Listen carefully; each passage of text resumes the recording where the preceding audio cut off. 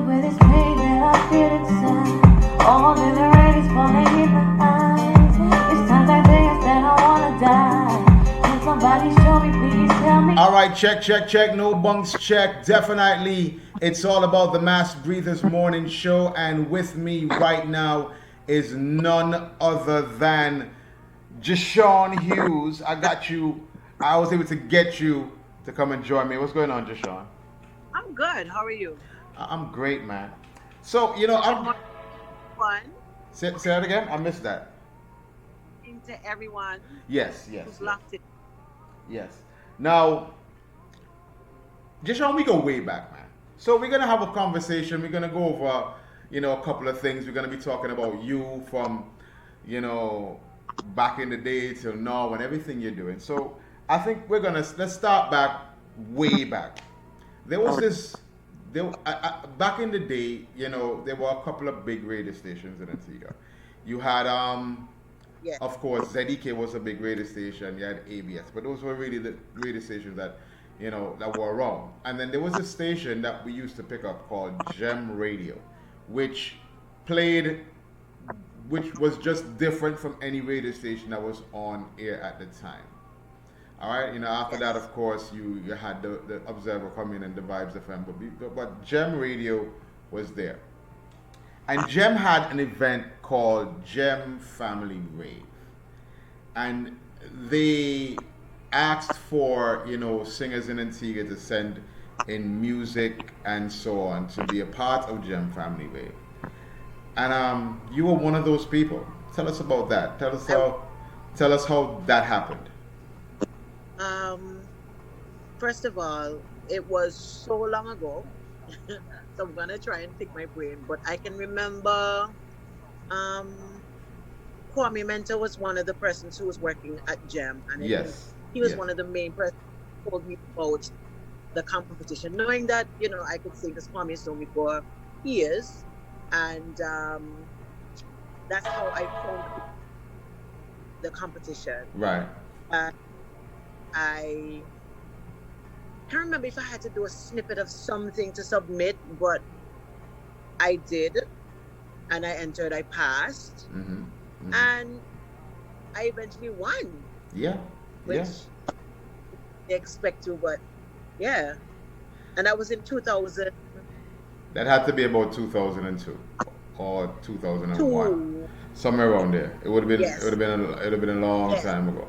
It would have been a very long time ago. It was, yes. So this competition happened, and you got an opportunity to do a professional recording, which is the song we're hearing in the background, "Take Me Away." What was the process? What was the steps leading into that? Because this song also features Logic Price as well. So tell us how that whole thing happened with Gem Family Rave winning, and then getting into this here. How did that go? So I went into the competition. Mm-hmm. I won. Mm-hmm. At the time, I think the recording contract was done with Chosen Songs. Mm-hmm. Mm-hmm. And I went there. Mm-hmm. And mind you, just before that, I'm going to go into a bit of my personal life now. I was seeing someone who tragically died. Like, went to sleep, got a call the next morning, and I was told that he passed. So I met with Logic, and Logic was the one who wrote the song. Huh? Right. Logic wrote the whole thing. And I just explained to him, the feelings, what I was going through, and that when Take Me Away was born. So what was the impact like for Take Me Away when it actually came out? Because you got to perform this song, in some big arenas in Antigua. So what was the response like initially when this song came out? It was, everyone loved it, I guess, just with Logic's genius way of penning things. Mm-hmm. A lot connected, a lot of people felt it, and so a lot of people could relate. Mm-hmm. They may have literally lost someone, but they could relate in some sense. So the song was widely received, and I think it can be interpreted in different ways because how it's penned, and big up to Lodger, big up to Encozy Fire, you know, Yes. that it's penned in a way that it doesn't necessarily even have to be surrounded around death. It can be surrounded about hard times. Take me away from that. Take me away from depression. Take me away from whatever. So, Yeah. so this song blew up, and I think this was the start of your beautiful music career. What happened next Yeah. with you?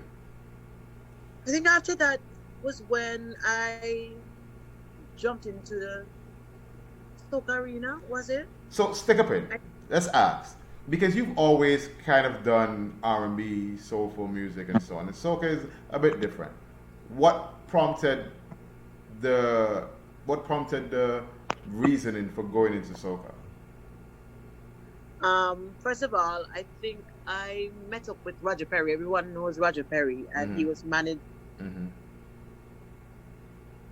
This was after the band Mm-hmm. Mm-hmm. leader, and so and whatnot. So I joined, and it was after that.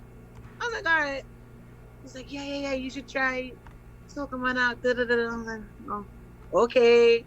Let me try it. Mind you, the girl is a church girl. Okay. So I like where this is going. Go ahead. Born and raised singing in church. Right. So yeah, So I is didn't get. I had already like fallen out of church. I kind of know, mm, but I was still known in the church. And every time the pastor saw me, you need to come back. Yes, I'm coming back. Let me just try this thing first. Yeah. was "Make You Smile" the first single that you did in going into the soca arena? Yes, I think yes. Yes. And that would have been, what year would that have been, boy? I think that would have been what, 07, 08, somewhere around there. Somewhere around there. Right. Because So my son was born in 2004. So yeah. so make You Smile was it? But Make You Smile was a great song, eh? Make You Smile was a great song. But then you I did think a it's one of the games. yeah.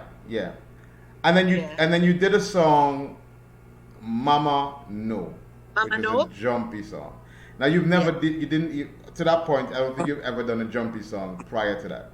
What was the That was inspiration? my So what was the inspiration I behind Mama No? Can't Behave is the actual name of the song, but yeah. yeah, I walked into Burger's studio Uh and Master and he was playing this song huh. and he was singing along and I'm like, yo, you wrote that? He's like, yeah. He wrote it for another artist, but that year the artist had so many songs that they weren't going to use it again. Right. So I was like, yo, so I have it? He's like, yeah. And that's how Mama No was born. Wow. So go ahead. Finish what you said.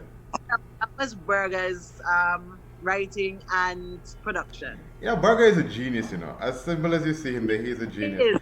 He's Li- Dr. Herbert. Listen, I remember when Tadderfoot came out, right? And Oh goodness. Burger produced Tadderfoot.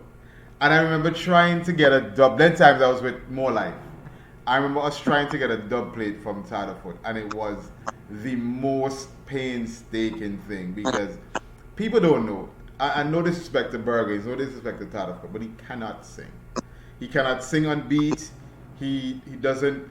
So and the genius thing behind what Burger did with him, Burger would just put him in the booth and tell him, Just say yeah, whatever just you read the want. Go ahead. Yes. And then Yes. Burger would take it, chop it up, and He did put it together. that. And I'm like the genius behind of that. And then he would add backing vocals and other singers and different things and put that song out. So man, the genius behind of that is just amazing.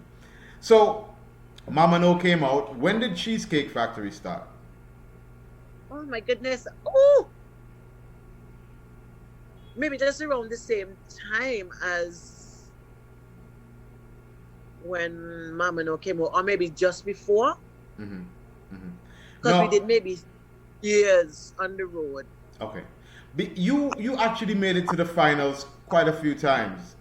The Soca Monarch finals. I think you made it with You made it with, of course, Can't Behave and Make You and Smile.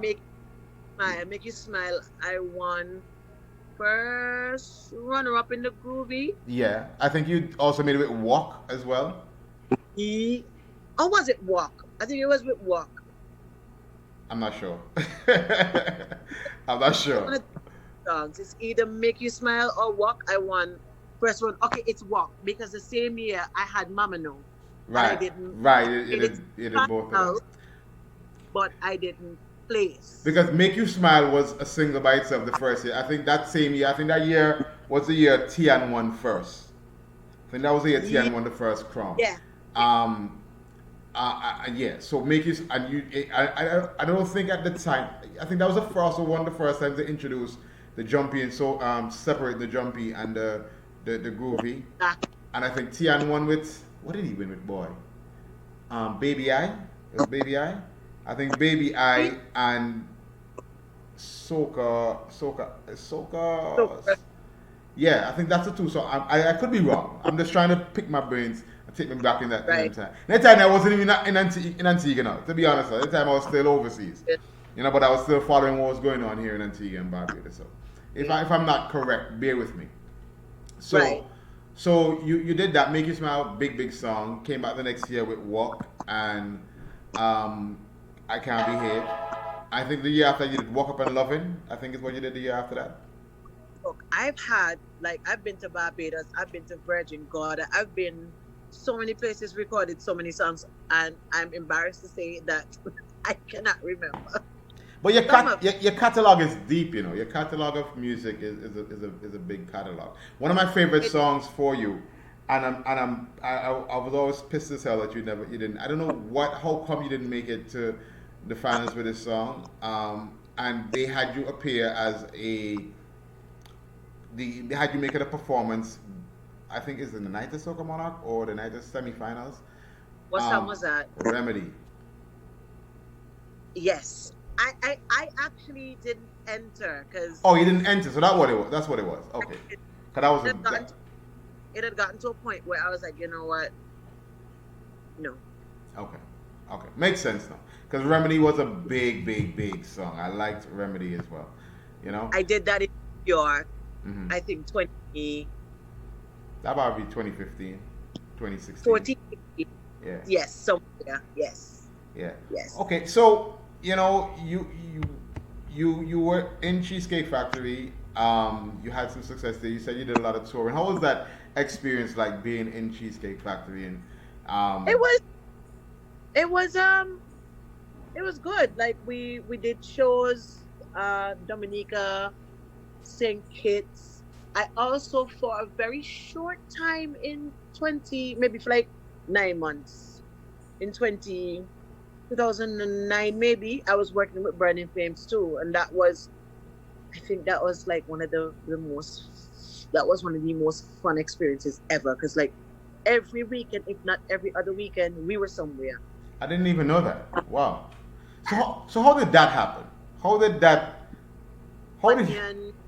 Onion saw me perform on some one of those Party Monarchs or one of those shows, and he said, Gavin, yeah, I think it was a time of Leisure or something, or just after I left. He said, Gavin, I need them vocals in the band with us. Gavin called me up, and I was like, all right, cool, no problem. Them time, Dr. Ramsey was still alive, God rest his soul, and he was managing them at the time. So Okay. Ramsey, this was the first time that I'd ever had a whole itinerary for like a month, Mm-hmm. and my ticket would have been forwarded to my email. Like, you need to be in the airport for such because you're going to Miami for this weekend. Like, we've done Miami Carnival, I've done Atlanta Carnival with them, I've Mm-hmm. done this huge show in Toronto. Like, yeah, I didn't really put that out there then, but I never toured that much in my life. Okay. Burning Films, yeah, my passport was heavily stamped with Burning Films. What and since you brought it up, how popular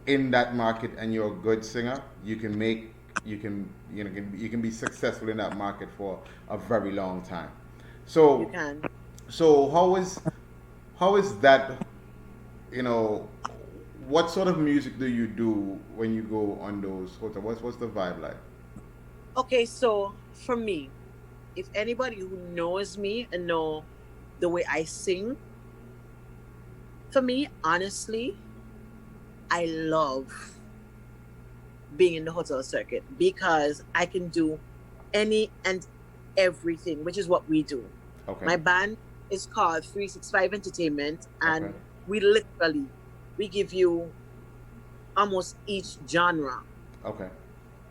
and we go back the 80s, the 90s, because we have different aged Mhm. persons. Mhm.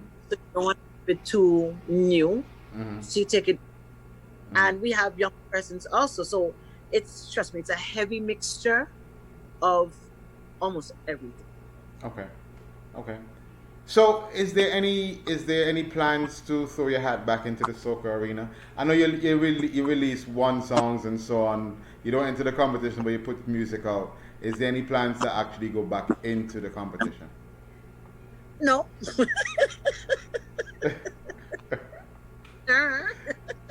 but I get this question asked all the time. You're not gonna go back in. You're not gonna go back in, and then I start to talk, and then you know what? They like, you know what? You're right.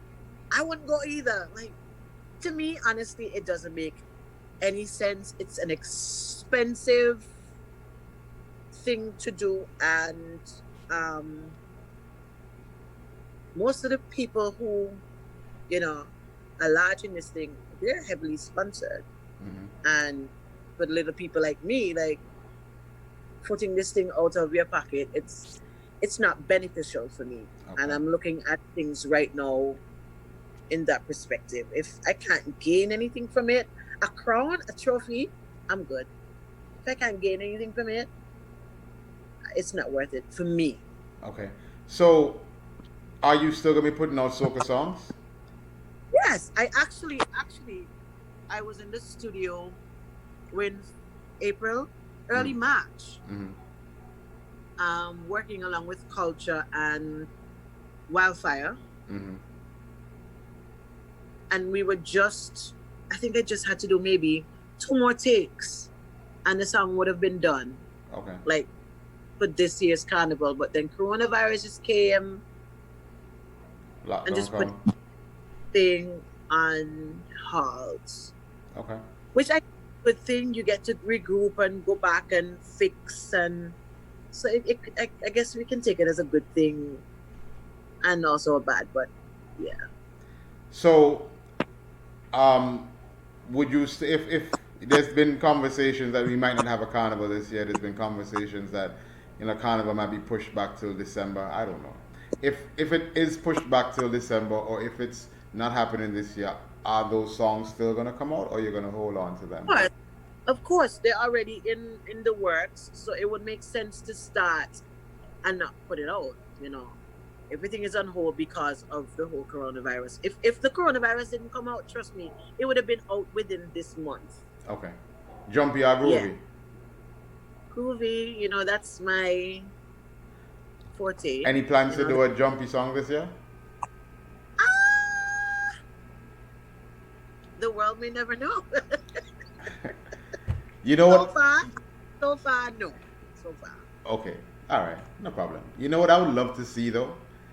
I would what? love to see a Jashan Hughes social media performance, something that you can set up and do a own little impromptu concert in All your the, living room. I've been getting threatened to go live like a couple days ago. I did the so Leslie Nanton tagged me in a Lean on Me challenge, Yes. and you know what?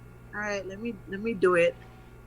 And I've been getting messages and calls and WhatsApps like, "Yo, so when you going live? Like, when we doing this?" And I'm like, "No."